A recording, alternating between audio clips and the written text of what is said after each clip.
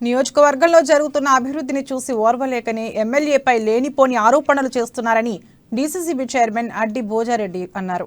ఆదిలాబాద్ పట్టణంలోని MLA camp కార్యాలయంలో ఏర్పాటు చేసిన మీడియా సమావేశంలో బీజేపీ నాయకులు వైఖరిని తీవ్రంగా ఖండించారు. నియోజకవర్గంలో కోట్లాది రూపాయలతో వివిధ అభివృద్ధి పనులు జరుగుతుంటే బీజేపీ నేతలకు మింగుడు పడటం లేదని అన్నారు.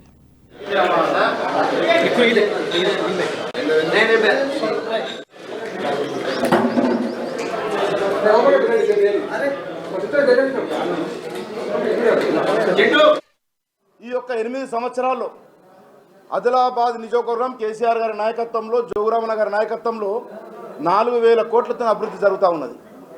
కండ్లకు గానరాదు.